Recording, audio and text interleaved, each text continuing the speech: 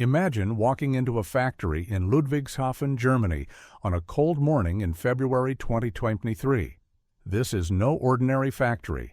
This is BASF, the Badische Aniline and Soda Fabrik, founded in 1865 on the banks of the Rhine River, a chemical colossus that quite literally built the modern world. For 158 years, the machines here hummed with precision, producing fertilizers that fed billions, plastics that shaped industries, and chemicals that powered everything from pharmaceuticals to car manufacturing. The complex at Ludwigshafen consumed as much natural gas in a single year as the entire nation of Switzerland. But on this morning, something was different. The air was thick with an unnatural silence. Production lines stood motionless. Workers gathered in anxious clusters, whispering about rumors no one wanted to believe.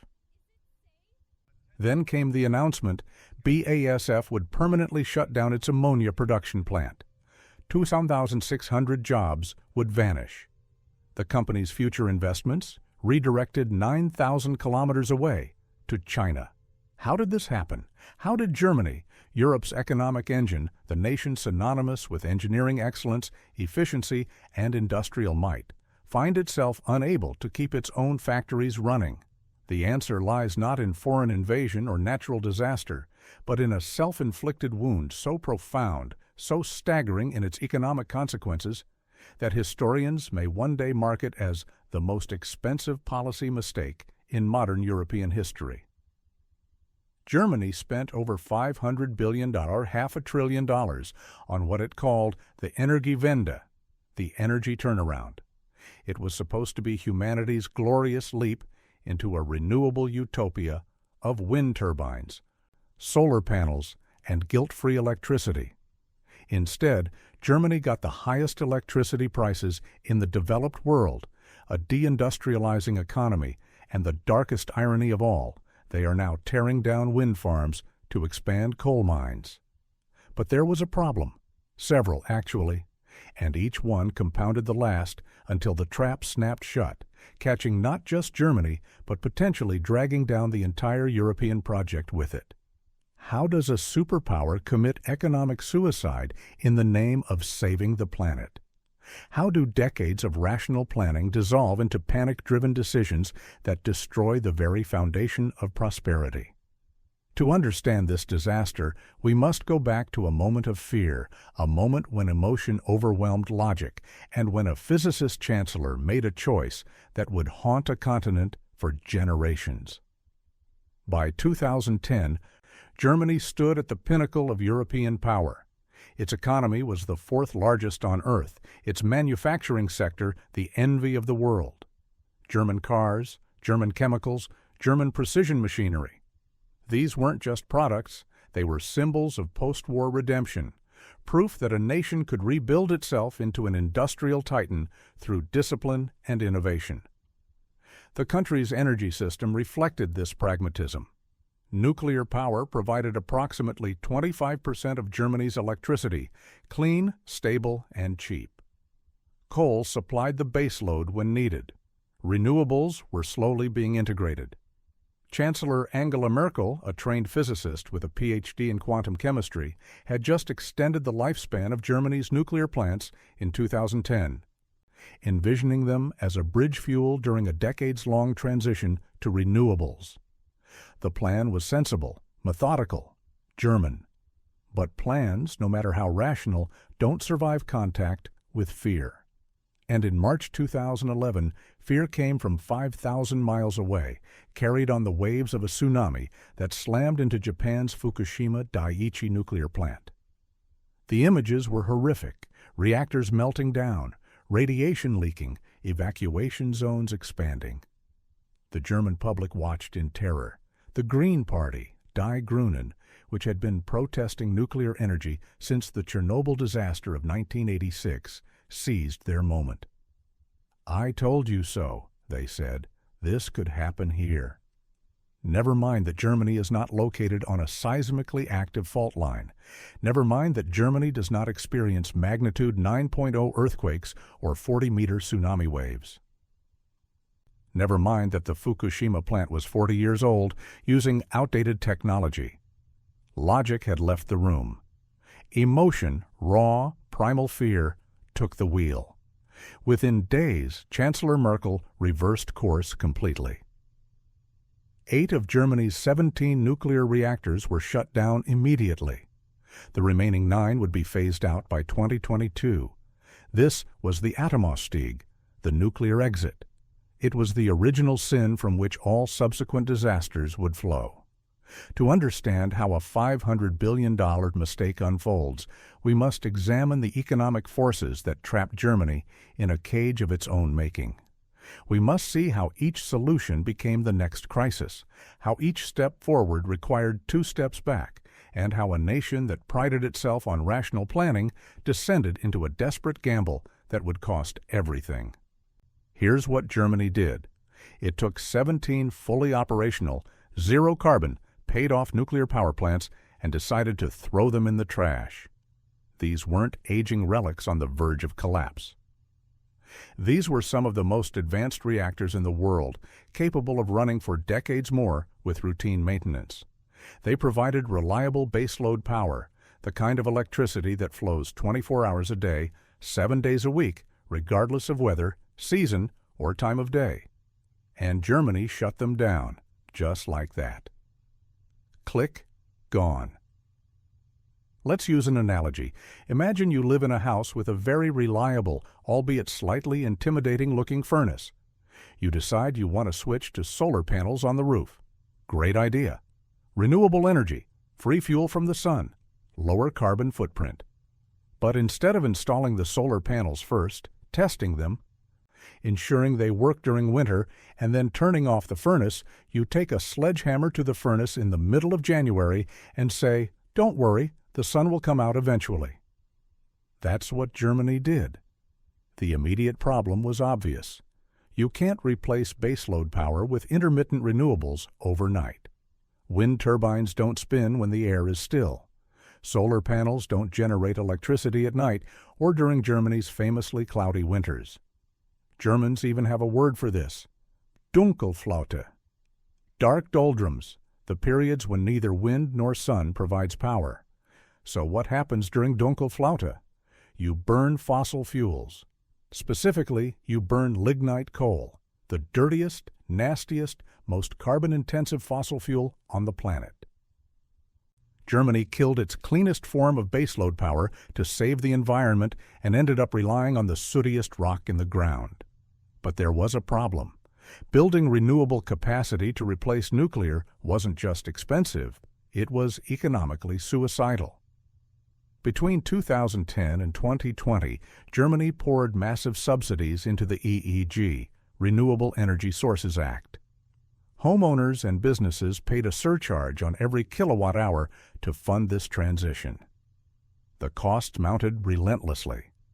By 2016, Germany had already spent over $150 billion on Energiewende, not including network expansion costs. By 2025, estimates placed the total cost at over $520 billion in the electricity sector alone. Some projections suggested the final bill could exceed $1 trillion by the end of the 2030s. German electricity prices skyrocketed to nearly 3 times the U.S. average. Households groaned under the weight of rising bills, but it was German industry, the backbone of the nation's wealth, that felt the knife twist deepest. You see, when you're not adding new energy capacity, but merely replacing existing capacity, you're not making progress. You're running in place while hemorrhaging money. Germany wasn't building a renewable future on top of a stable energy foundation. It was tearing down the foundation and hoping to build fast enough to avoid collapse. And here's the punchline that nobody's laughing at. Despite spending hundreds of billions on renewables, Germany's carbon emissions barely moved for a decade. Why? Because when the wind didn't blow and the sun didn't shine, which happens a lot in Northern Europe, they couldn't turn the nuclear plants back on. So they burned coal. Mountains of it. In 2024, even with massive renewable build-out, only 61% of Germany's electricity came from zero-emission sources. The remaining 39% came from thermal power plants, coal, and natural gas. Had Germany kept its 2010 nuclear fleet operational, electricity prices in 2024 would have been 23% lower. Instead of progress, Germany achieved the worst of both worlds: astronomical costs, unreliable power, and continued carbon emissions. But the trap was only beginning to close. So you've killed your nuclear plants. You have a lot of wind and solar, but they're intermittent. You need a backup plan for those dark, windless days. If you want to eventually get off coal, what's the bridge fuel? Natural gas. It burns cleaner than coal. You can spin gas turbines up quickly to fill gaps in renewable generation. And it's essential for industrial heat, the kind needed to make steel, chemicals, and cement. There was only one problem. Germany doesn't have much natural gas of its own. Enter the dealer, Vladimir Putin. For decades, Germany operated under a policy called Wandel durch Handel, change through trade. The idea was seductively optimistic. If we buy enough gas from Russia, if we entangle our economies deeply enough, Russia will become a nice, liberal democracy. We won't go to war with our best customer, right? This philosophy led to the construction of Nord Stream 1 and the planning of Nord Stream 2, massive pipelines running under the Baltic Sea designed to pump cheap Siberian gas directly into the veins of German industry. By 2021, Germany was importing 55% of its natural gas from Russia. Russian gas accounted for roughly 35 to 40% of Germany's total energy consumption. It was a drug. And Germany was the junkie. German industry, BASF, Bayer, Volkswagen, built their entire business models on the assumption that cheap Russian gas would flow forever. BASF's Ludwigshafen complex alone consumed as much gas as Switzerland, all of it predicated on low, stable prices. German chemical manufacturers, steelmakers, and automakers enjoyed a competitive advantage over rivals in the United States and Asia. Energy so cheap, it was almost free. But there were warnings. Oh, there were so many warnings. The Poles warned them. The Ukrainians warned them. The Baltic states screamed from the rooftops that this was a geopolitical trap. You're handing the Kremlin a kill switch for your economy, they said.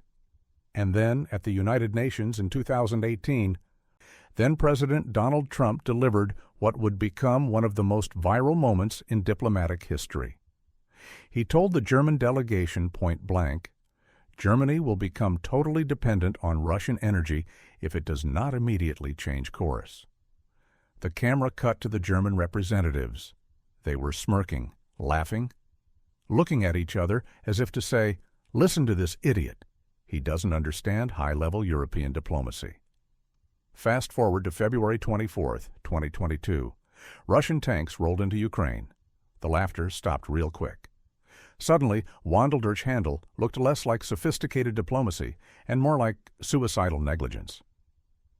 When the sanctions hit and Russia throttled the gas flows, and then the Nord Stream pipelines mysteriously exploded in September 2022, Germany was caught with its pants down in a blizzard. The price of natural gas didn't just go up, it went vertical. Spot market prices increased by 1,000% at the peak. Remember that factory owner from Ludwigshafen? Suddenly, his energy bill went from $1 million a month to $10 million. You can't absorb that. You can't pass that on to customers who can just buy chemicals from China or the United States at a fraction of the cost. The German government scrambled desperately. They had to bail out utility giant Uniper to the tune of $30 billion just to keep the lights on. They spent hundreds of billions more subsidizing energy bills for citizens to prevent riots. This is where the trap snapped shut. Germany had shut down its nuclear plants, so there was no backup there. It had alienated itself from fossil fuels ideologically. And then its main supplier of the one fuel it did allow, natural gas, turned into an enemy of the state. Economic Minister Robert Habeck from the Green Party, the very party that championed the nuclear phase-out, had to embark on a humiliating world tour, bowing to the Emirates and Qatar, begging for LNG, liquefied natural gas, to replace Russian pipeline gas.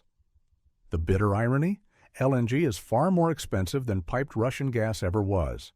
It has to be cooled to 162 degrees, shipped across oceans, and regasified at the destination. This meant the era of cheap German manufacturing was likely gone forever. The competitive advantage that made Made in Germany a global powerhouse, high quality at competitive prices, was secretly subsidized by cheap Russian hydrocarbons for decades. Now that subsidy was gone, and the cracks in the foundation turned into canyons. If you want to see the real cost of Germany's energy trap, you don't look at a utility bill. You look at the exodus. BASF, the 158-year-old chemical giant that once symbolized German industrial might, announced in 2023 it was permanently downsizing its European operations. The company cut 2,600 jobs at its flagship Ludwigshafen plant, shut down its ammonia production, and redirected its future investments to China. BASF is now building a $10 billion state-of-the-art complex in Zhanjiang, China. The company claims it will be the gold standard for sustainable production. Why China? Because in China, energy is cheap and the government isn't trying to guilt-trip you for using it. And BASF isn't alone. It's a mass exodus. Miele, the company famous for making washing machines so durable they last 20 years, announced it was moving production to Poland. Volkswagen is openly discussing building its next battery factories in Canada and the United States, chasing the juicy subsidies from the U.S. Inflation Reduction Act. German steel makers are shutting down blast furnaces because they can no longer afford to run them. Economists have a polite term for this: structural change. But let's be honest, this is deindustrialization. Think about what this means. Germany is an export economy. It doesn't have Facebook or Google. It doesn't have Silicon Valley. What Germany has are things you can touch. It makes cars. It makes chemicals. It makes machines. If you take away the ability to make things competitively, what's left? A really nice museum with good beer? The CEO of BASF, Martin Brudermüller, didn't mince words. He said bluntly, Europe is becoming increasingly uncompetitive. That's CEO speak for we're leaving before the ship sinks. This isn't just about rich shareholders losing money. This is about the high-paying middle-class union jobs that hold a society together. When steel mills close, they don't come back. When chemical plants move to China, they stay in China. Germany is hollowing itself out to meet carbon targets that the rest of the world is ignoring. It's like setting your own house on fire to show the neighbors how serious you are about fire safety. But the economic pain doesn't end with industrial flight. There's another layer to this disaster, one that reveals just how poorly Germany planned its energy transition. Germany has a geography problem. The wind blows strongest in the north, along the Baltic and North Sea coasts. The factories are in the south, Bavaria, Baden-Württemberg, where BMW, Siemens, and other industrial giants are based. To get power from A to B, you need massive high-voltage transmission lines. The biggest one is called Südlink. It was supposed to be the main artery of the Energiewende, ready by 2022 to coincide with the nuclear phase-out. But endless lawsuits and NIMBY, not in my backyard, protests forced the government to agree to bury the cables underground, which tripled the cost and delayed the project. The new completion date? 2028. Maybe. So what happens today when a storm hits the North Sea and the wind turbines spin like crazy? You have too much power in the north and no way to send it south. The grid gets overloaded. To prevent a blackout, grid operators have to tell the wind farms to shut down. But here's the kicker. The wind farms still get paid. It's called redispatch, or as one might call it, ghost electricity. German consumers are paying wind farms billions of euros not to produce power. In 2022 alone, the cost of this congestion management hit a record $4.2 billion. Let that sink in. You're paying for wind turbines to sit idle in the north. Meanwhile, because that power can't reach the south, the factories in Bavaria have to fire up, you guessed it, coal and gas plants to keep running. You're paying twice. Once for the green energy you didn't get, and once for the dirty energy you had to use instead. It is a Rube Goldberg machine of inefficiency. And who pays for it? The German grandmother checking her mailbox, finding an electricity bill that has doubled in 3 years. By 2023, Germany's energy crisis had metastasized into a full-blown economic recession. The International Monetary Fund estimated that a complete cutoff of Russian gas would reduce German GDP by 1.5% in 2022, 2.7% in 2023, and 0.4% in 2024. Germany, once the engine of European growth, had become its weakest link. Industrial production fell, investment fled abroad. Households watched purchasing power evaporate as energy bills consumed ever larger shares of income. The nuclear shutdown alone was estimated to have increased electricity costs, which would have been 23% lower in 2024 had the 2010 nuclear fleet remained operational. Meanwhile, during periods of low renewable energy availability, those dark, windless Dunkelflaut days, Germany faced electricity prices exceeding $500 per megawatt hour. To put that in perspective, typical wholesale prices before the crisis hovered around $50 per megawatt hour. A tenfold increase, the long-term damage runs deeper than quarterly GDP reports. Germany has lost its industrial soul. For more than a century, German engineering excellence rested on 3 pillars: skilled labor, precision manufacturing, and cheap, reliable energy. The first 2 remain, but the third pillar has crumbled. Without cheap energy, German industry cannot compete with American factories powered by abundant natural gas or Chinese plants subsidized by state-backed coal. The exodus is accelerating. Companies that stayed in Germany for generations are now scouting locations in Texas, Poland, China. Every factory that closes, every investment redirected abroad, represents not just lost jobs, but lost know-how, lost supply chains, lost ecosystems of small and medium-sized enterprises that once made Germany the envy of the world. And the cruel irony? Germany's carbon emissions haven't fallen as dramatically as the costs would suggest. By shutting down zero-emission nuclear plants and replacing them with a mix of renewables and fossil fuels, Germany traded one form of clean energy for a messier, more expensive combination. In 2024, 39% of German electricity still came from thermal power plants, burning coal and gas. This teaches us a fundamental truth about energy policy. Wishful thinking is not a strategy. Germany believed it could will a renewable energy future into existence through sheer determination and money. It believed that ideology could override physics, that political commitment could replace engineering reality. The Energiewende was born from noble intentions. Who could oppose clean energy and climate action? But it was executed with a fatal flaw. It prioritized symbolism over pragmatism. Shutting down nuclear plants didn't reduce carbon emissions. It increased dependence on fossil fuels. Spending $500 billion on renewables didn't create energy security. It created vulnerability. Trusting Russia to remain a reliable partner didn't bring peace through trade. It handed Moscow a weapon.